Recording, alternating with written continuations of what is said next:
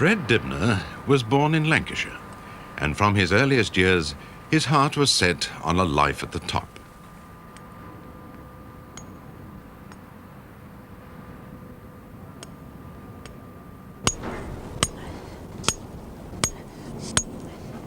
When I was a very small boy and I used to go to school on the tram, you see these little fellas with flat caps on, way up in the sky on top of factory chimneys, you know, and that fascinated me as to how they got all the little platforms up round the top. And life passed by, like, and passed a scholarship to the art school, you know, where my attitude to life changed a bit, like, you know, I thought I'd end up with a clean hand job, you know. Well, they had different ideas. They said, you know, you're very good with the hammer and chisel. You've got to be a cabinet maker.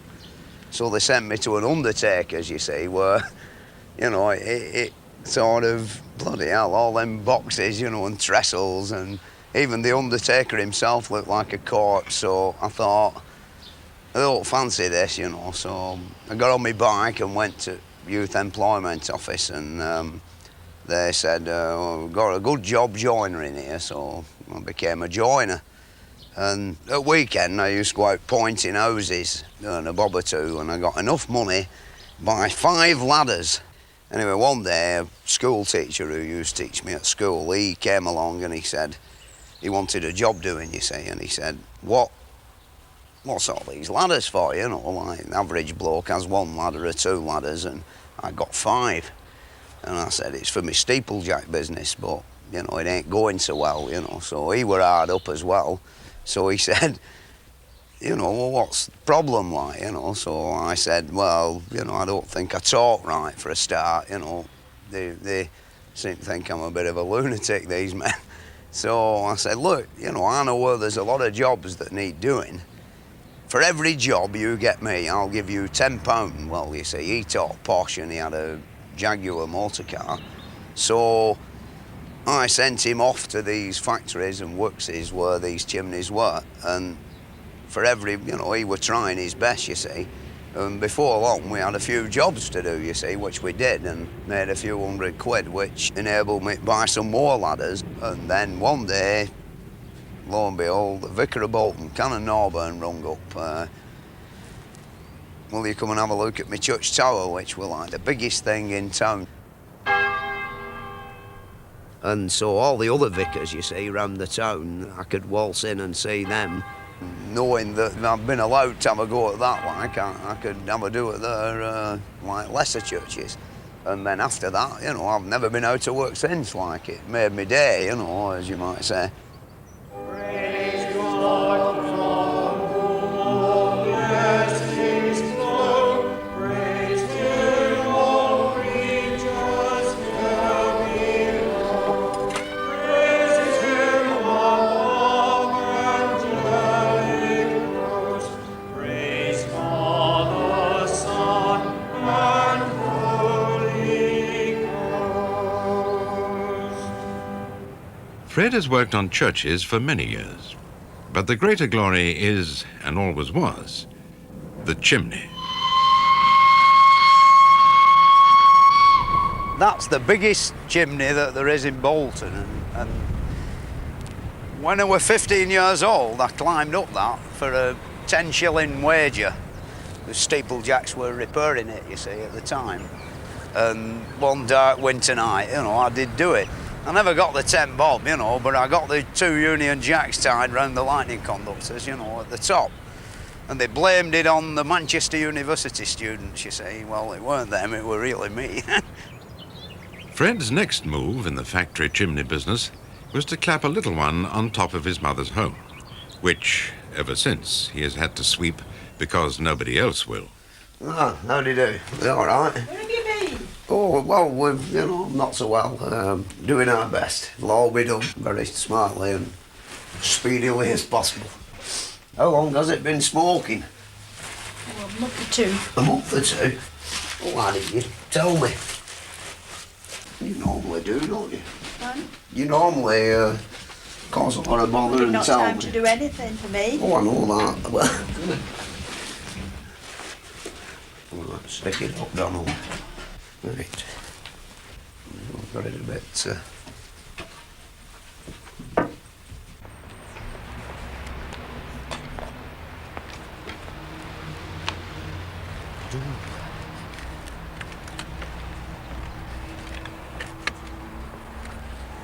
He's not a bricklayer, but he built that. Oh, it was awful, I didn't want him to do that. The evening news came round and took the photograph when I was at work. I built this chimney when I were about 17 years old. We had a stack like the one next door, you know, with 5 pots on, which 4 of them were disused and smoke only went up one. So I thought, well, we'll take all these 4 down and build a nice chimney stack, you see. So I didn't really design it, I just built it. It just ended up that shape. Everybody said I was crazy, you know. But it never cracked, and it's got a lovely draft on it, you know. Suck your house slippers off when it's going at bottom.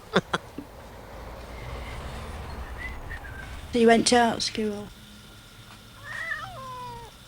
When he was about 17, you'd think he'd work in an office, not doing what he does now.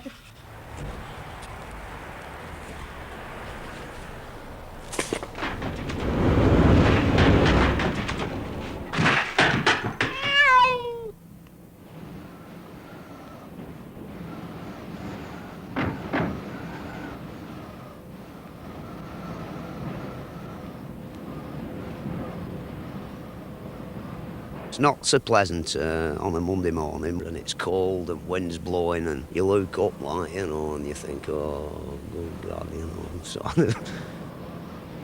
this year it's been windy nearly every day. I don't think we've had above a month when the weather's been really decent. It's either been blowing a force 9 or raining or, you know, snowing or freezing cold. So you suffer.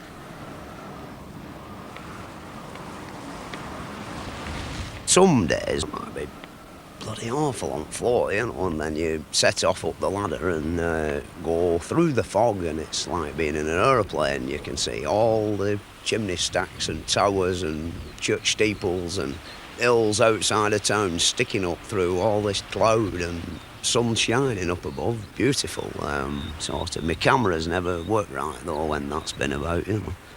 And you can see when the rain's coming, you know, half an hour before it comes, it's on its way. You can see, you know, miles and miles. Summer's best, when sun's shining, you know, and everybody down below's all sweating away inside, and you were up there and a nice cool breeze blowing, you know, beautiful. It's something strange. Once you've started, you get like addicted to it. You just live it, you know, like day and night. Think about it, talk about it. Some days you don't want to go. You know, why the hell did I start this job, you know? But once you've got cracking like it, well, I always feel that, you know, when I'm really putting big pile of stagings up round top of a chimney, you know, like when I've got it all up, you know, it's a work of art, you know, a masterpiece.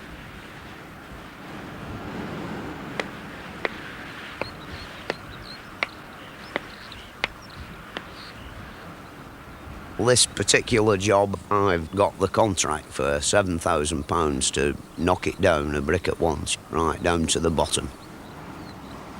When I first came to look, bitter cold morning, the wind howling down off the mountains, you know, and I thought, ugh, you know, how come they always send for me in the middle of winter? Anyway, I'd have told the powers that be, like, you know, that I want £7,000, you see. And I didn't think I'd get the job, you know. Anyway, it turned out that they honoured me with giving it me, which means that the other fellas wanted a hell of a lot more, you know.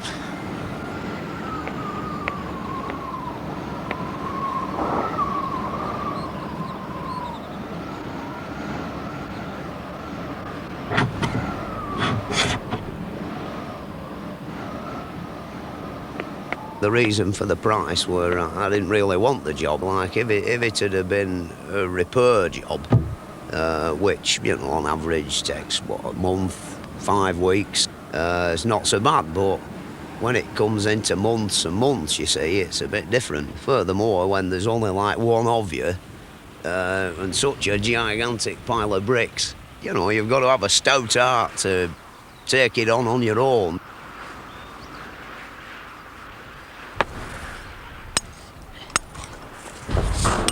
The Briar here, there's like too many buildings, you know, to drop the thing, like, or blow it up, as some people do.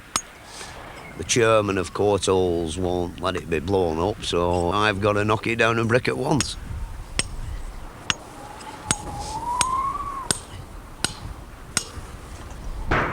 It don't do to think about how long it's going to take you, you know, you've just got to keep bashing some off. Oh, I've been here too long already, you know, about 3 months and done now, which in my eyes I'm quite disgusted, but the weather's been outrageous, you know, and now we're in with a chance to get something done. Like, we've got everything working according to how it should do, like the chute at the bottom is working well, which you can have a lot of trouble with them if you don't get the plates quite right. They keep getting bunged up and you're forevermore waiting for the bloke at the bottom to clear out the bricks, and you've got to make sure he's out the way, because if you drop one down and it comes shooting out and hits him up back at neck, he's dead. On the top, like on your own, you get a bit lonely, like, you know, nobody, only the birds about, and occasionally I have a friend who comes round to see me, like, you know, and he has a shin up and we have a bit of a chat, like. I must do something, you know. Well, I feel better when I'm doing it, you know. I can come home at tea time and demolish a great lump of steak and a big plate of chips, and sort of, if you're mucking about pointing round somebody's window frames, things like that, bloody fed up, you know. I'm like, no exciting going on, you know, nothing to battle with.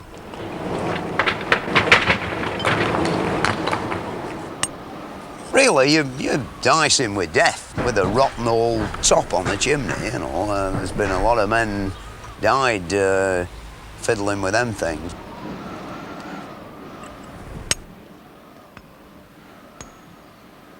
I've never fell off a big chimney, you know. You only fall off one of them once, like.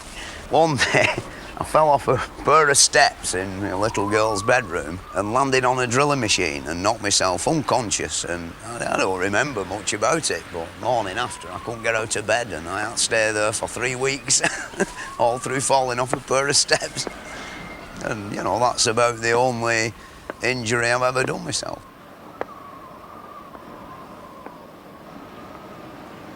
Donald, my labourer down there, he's like a very important man, you see.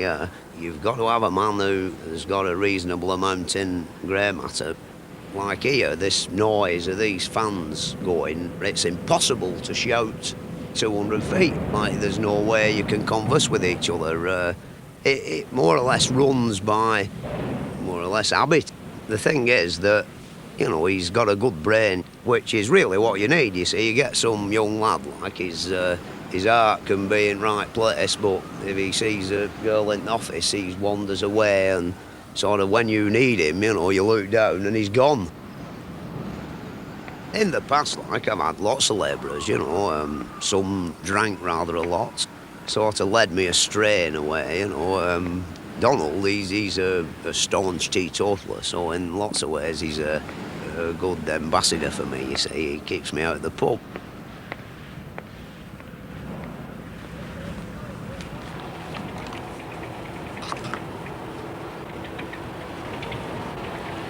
Good, look at that. Something's gone wrong with it, Donald. That's right.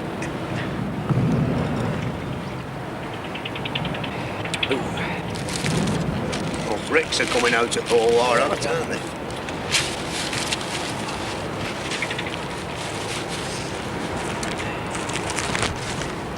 Jeez, what is it again?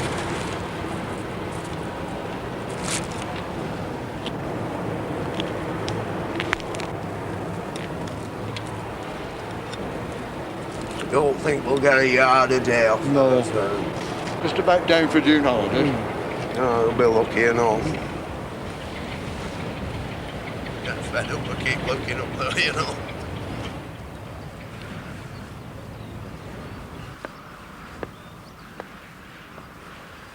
Well, most steeplejacks I know, people come and say, you're always drunk when he went up, like, you know, sort of. I wouldn't say that I've ever done it drunk, but if you were banging away with a big hammer all day, a few pints, you know, don't do you any harm, you know, it sort of kills the pain. There's no doubt about that, you know. Sort of, I've had characters work for me who, in the morning at 9 o'clock, like, they were got the shakes and sort of hell of a job getting up, but after they'd had about 5 pints at dinner time, they were, you know, they were quite full of beans.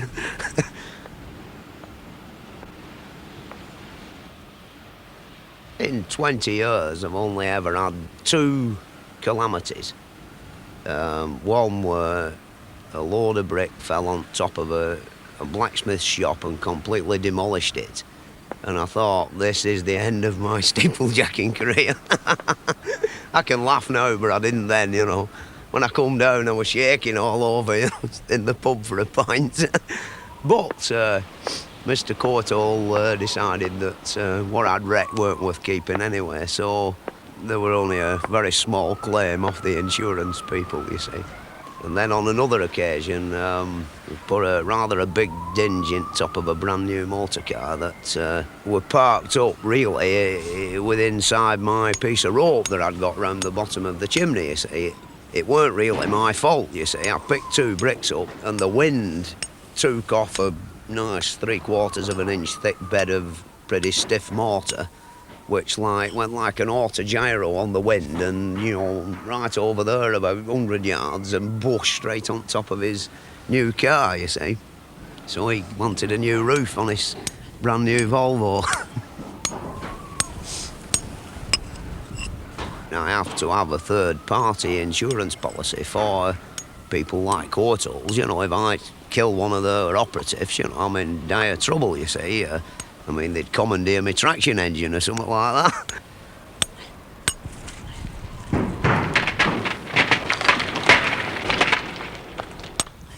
Insurance men and me don't mix, you know. I mean, the thing is that I don't intend dying, you know. It's a bit like being a motor car racer or this fella who jumps over cliffs on his motorbike.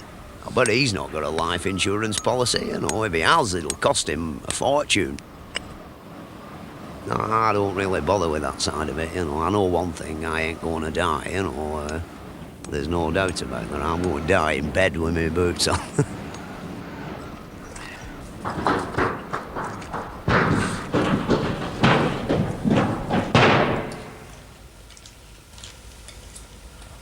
Anybody rung up today? No. I went to town this morning shopping. Spending all my money again. Mummy, there has been a man rung up for Daddy when Jane phoned. Yeah. Oh, When? he didn't leave any name. And what did he sound like, you know? I never spoke to him. I was seen to the baby. Well, what did he say?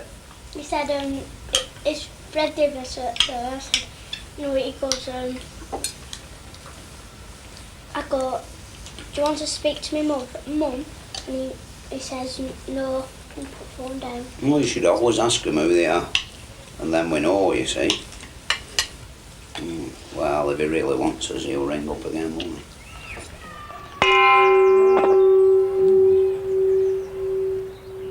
That sounds healthy enough. I think if we put a bit of grease on this wire and on the spindle that goes through the hammer shaft, it'll be okay. That will cure it, will it? Oh, I'd run for another 10 years then. Good. What's the brickwork like? Yeah, it's pretty good, you know. There's no new cracks appeared anywhere and nothing, you know. How long is it since you put that bell up there, Fred? You know then. I'll have to have a look in my picture book. Yeah? I've forgotten it. Must be 12 years. Easily, I should think. Yeah. I've got all pictures at home of it. Yeah. Yeah, I'll show them you sometime.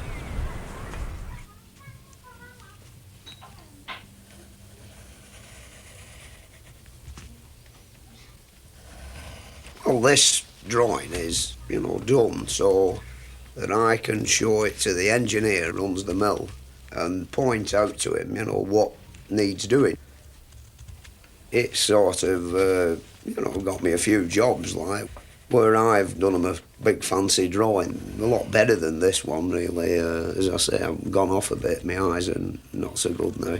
Like, I've shown them my drawing and then they've dragged somebody else's out, done on a piece of wallpaper with pattern on back and, everything a bit skew with, like, and I've ended up getting the job. Like, up above, I've had the ladders up and had a loop round. Well, there hasn't been any movement, it won't fall off or anything like that. Mm-hmm. The top iron band, it's difficult to tell whether it's good all the way round, but the bolts are a bit buggered, and I think it's, they should be knocked off. Knock what's left of it off, point it again, and paint the ironwork. Point all top at stack down to that bottom sailing course. £1,500, Fred, for this is quite a lot of money. Yeah, well, and we obviously will have to get some quotation. Yeah, the thing is that if I do it my way, well, put it this way: you could get one fella who'd come and he'd do all that in say a week. Yeah. Now there's no bloody living man can go up there and rake all that out and mix proper mastic with boiling seed oil and do a really good, neat, orderly job.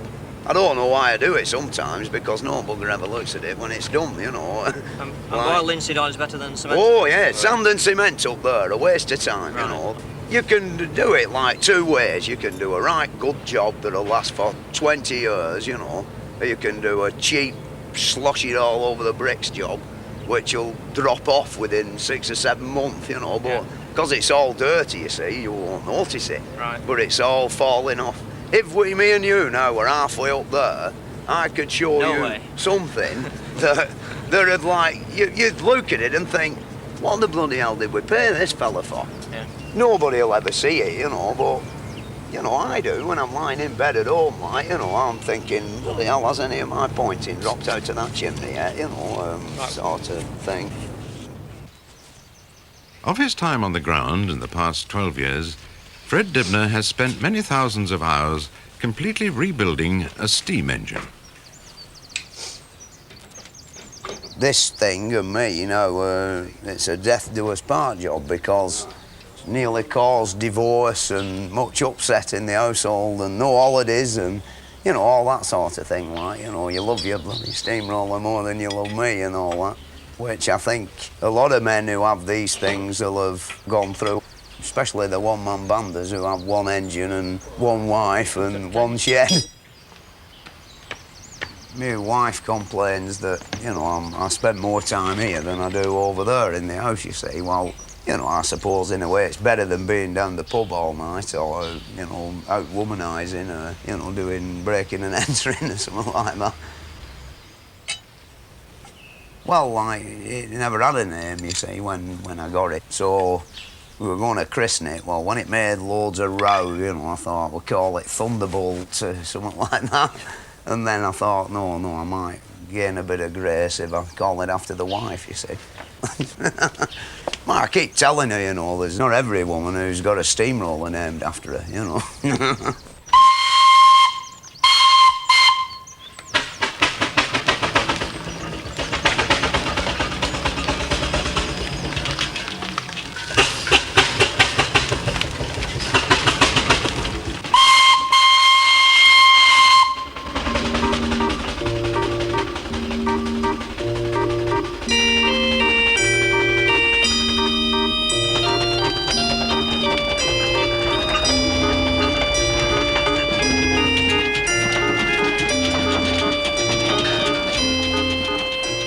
Well, like, steeplejacking's a bit of a spasmodic job, so you can play with your steam engine instead, it's a bit like being very rich. You can just have a day off when you want, like.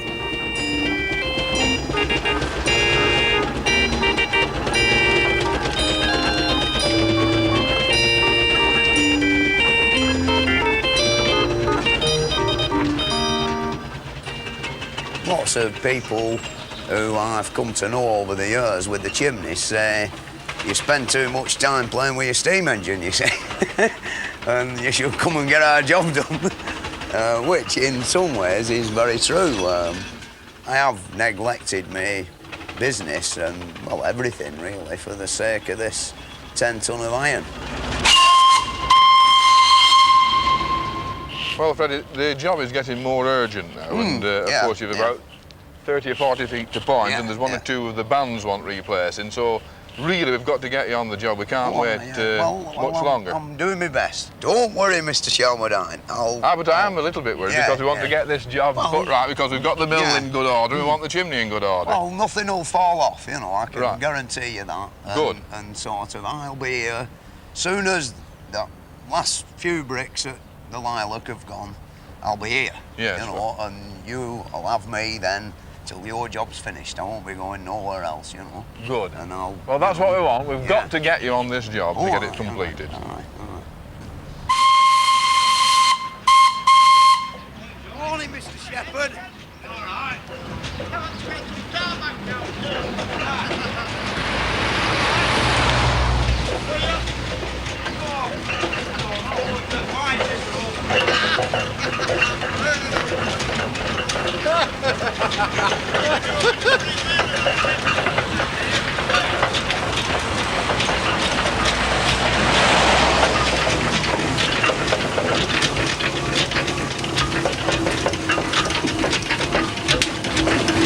Morning, Mr. Johnson.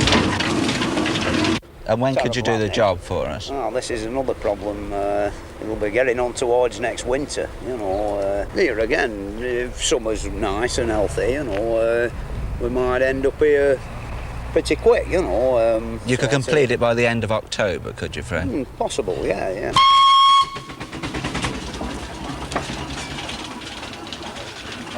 Morning, Lenny. Well, I'll put 4 or 5 stagings all round the lantern, and then we'll gild the ball on the top. This is it. It's a big one. It's about 2 foot diameter. I know. It'll cost a bomb or two. Well, don't worry.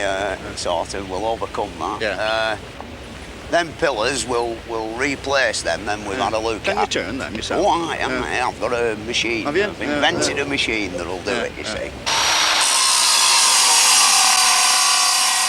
Concocted that lot up with a washing machine motor. First day, tried it out, you know, and it went round and went ping, ping, ping, and the cutter shattered. But it didn't, it just cut it. Beautiful, like cheese. So soon as I'd cut a groove in 1 inch wide and down from square to round, I went down the pub celebrating, you know.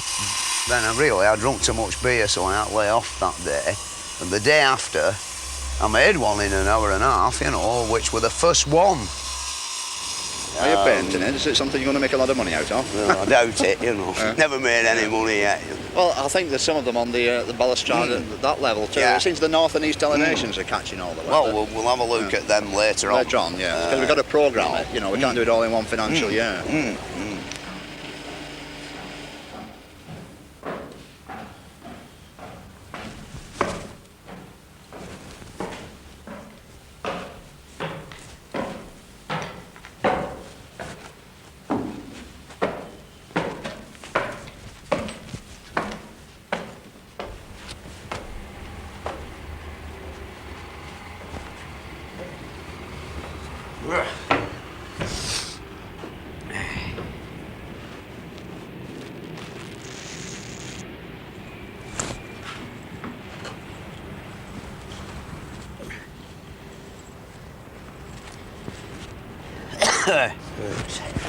Here we go then.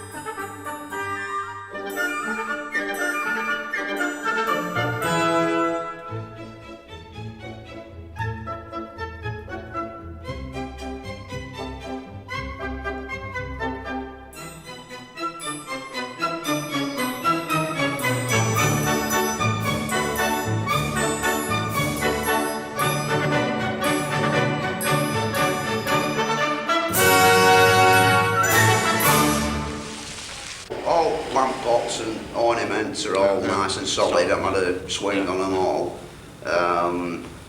The fingers on the clock at the back, one of them rubs on itself. Well, that can be moved on. Yeah. What's the actual lightning conductor like? You know, oh, that's in very good condition. Does it look nice? It was re-gilded. Yeah. That's the song. I see the ropes broke on the flagpole at St George's, you know. Oh, the church? Yeah, do you want me to have a look at it for you? Well, I wouldn't mind having a look, but I must sort of warn you that the flagpole itself is rather suspect. I think there's a section rotten. Yeah. And you must assume the responsibility yourself. Oh, yeah. There's ways and means of getting up, even if it's rotten. You know, if the things go to snap off like a carrot, we'll not bother.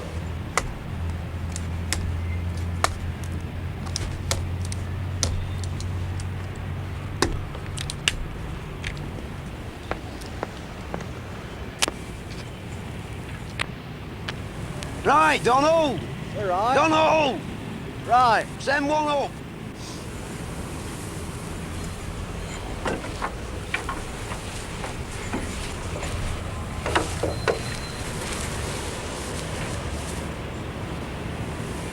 Don't pull no more! Whoa, leave it there, Donald.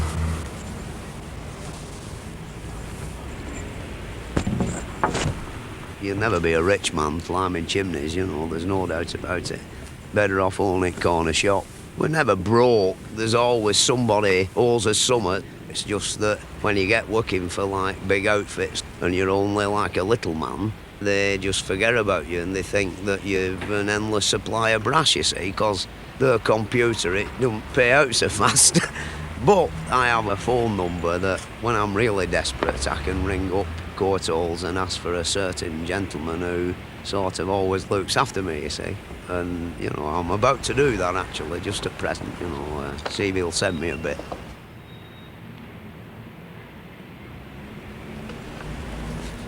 I don't count money, you know, I sort of spend it when it comes, you know what I mean? I might be dead tomorrow, you know, like Alison can have out she wants, and if I want to spend like 400 quid on my steam engine, you know, I spend it, you know, when it comes, and at least the steam engine's better than money, you see. It's like people have paintings and other people buy fancy motor cars that rot away, you know, like my steamroller is it. Really, it's as good as owning a house.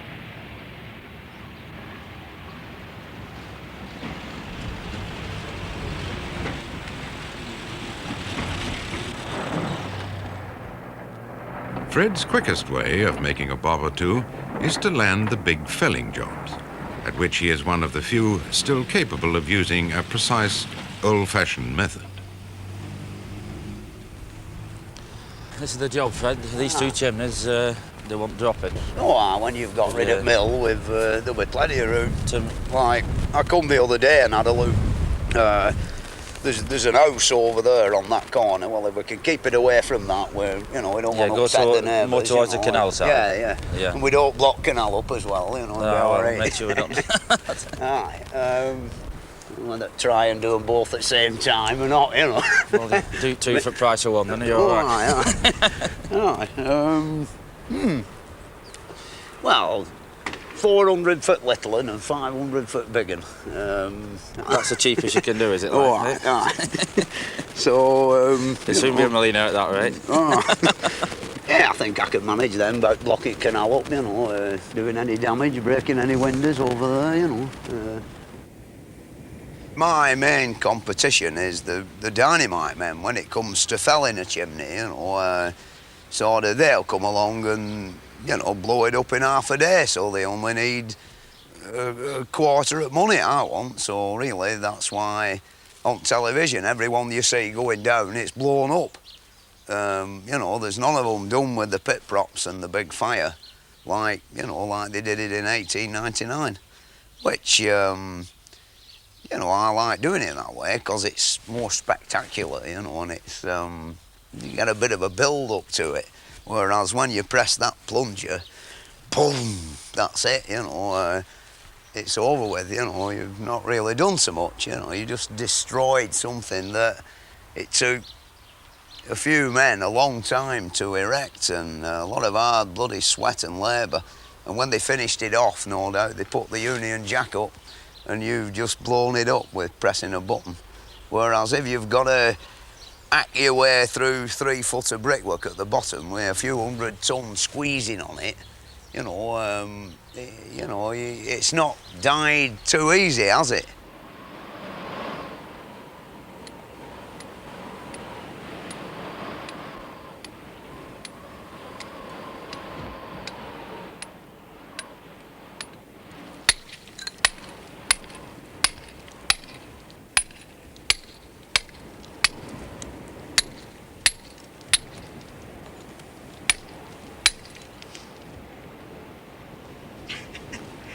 Unbelievable this, we shouldn't be here today.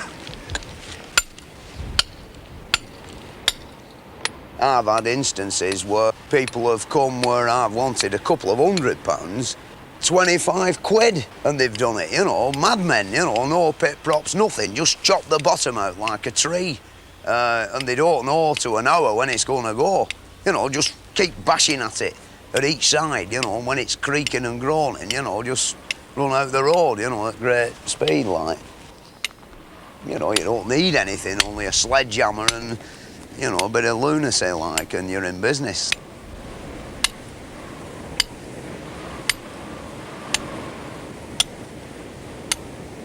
And you come on the insurance, man, they'll send some little lad out from their office who's never seen a chimney fall down, and he's got to work it all out, the risks involved, Well, by the time it's gone back to HQ, it could have been Groucho Marx who's knocking the damn thing down, which upsets me a bit, when I think, like, that all the ones I've done that have gone okay, and yet the premiums keep going up and up and up all the time. Well, I've nearly given them up altogether now, If there's no tint way, I'll do it, and take it on my own back. And good luck to them men, I mean, they've got big Mark 10 Jags and pinstripe suits. What have I got, second down bloody Army Land Rover, and just about managed to keep that going, like.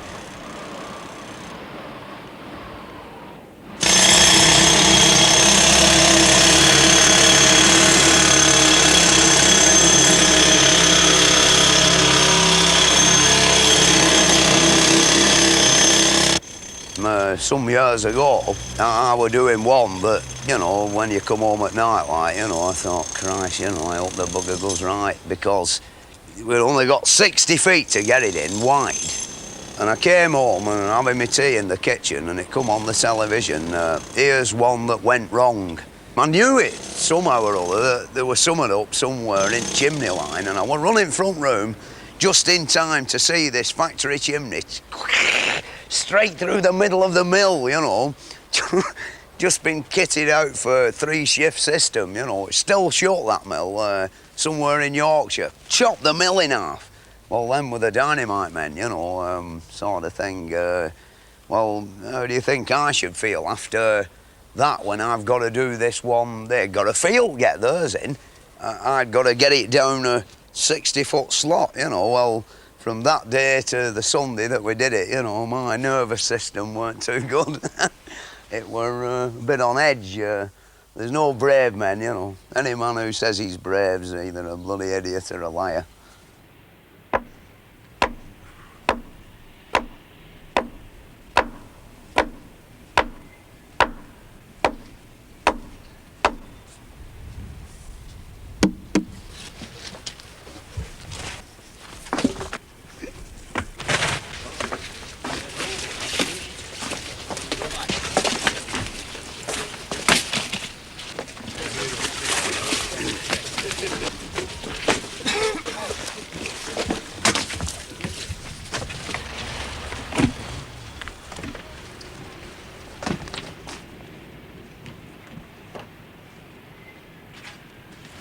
Plenty of wood on now.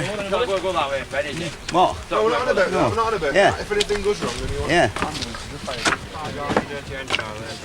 Yeah, well, that'll start like, won't it?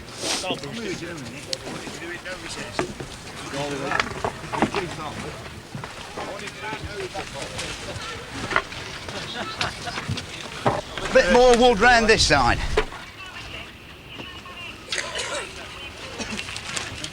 Morning.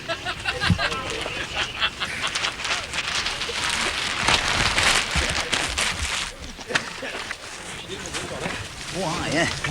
Well, we'll give it a general sousing over after. Oh, yeah, want to hear it roar.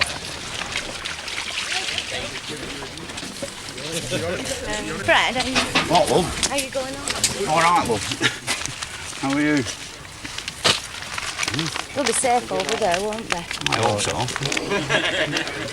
Yeah, I think so. Do you want me to light it like I usually do? Or not? No, I usually light it and then Leave me alone, I don't. and then he takes it off me. Oh, you light the fire, you mean? Yeah.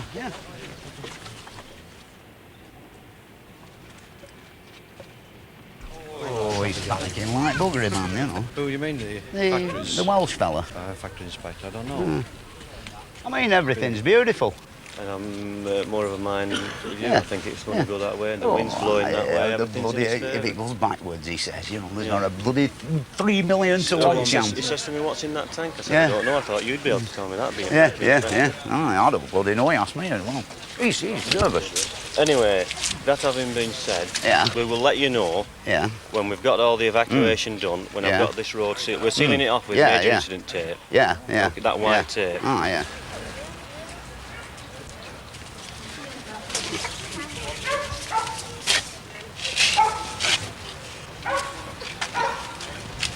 Right, can we have everybody out, please? And beyond the white tape.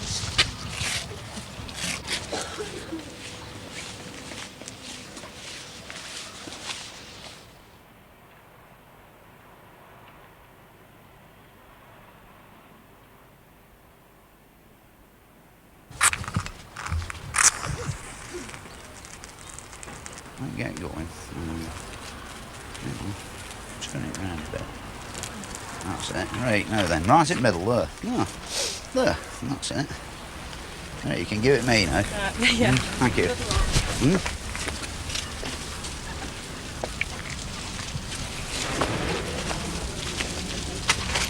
Lovely thing won't burn.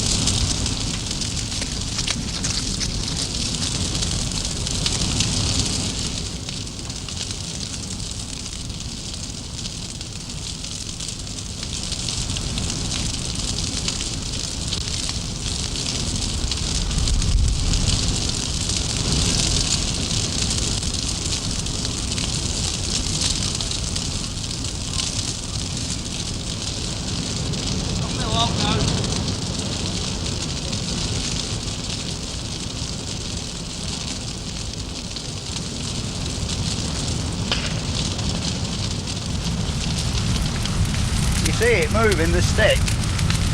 That stick.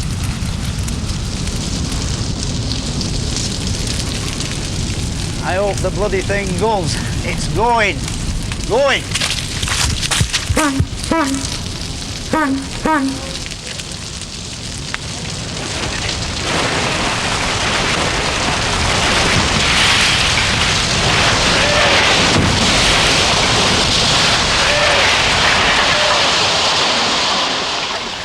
Go for.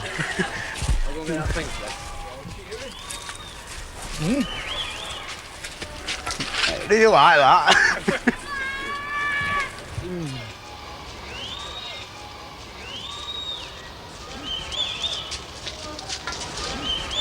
Right in the right shop, innit?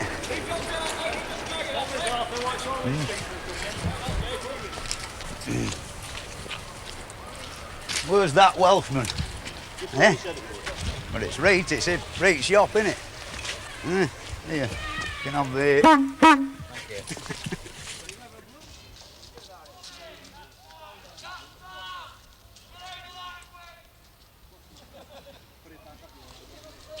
Give us a kiss, love. You all right now, Fanny? Well, though, did that? It were a good one. I knew it. I had every ounce of confidence in that one. We just got it right.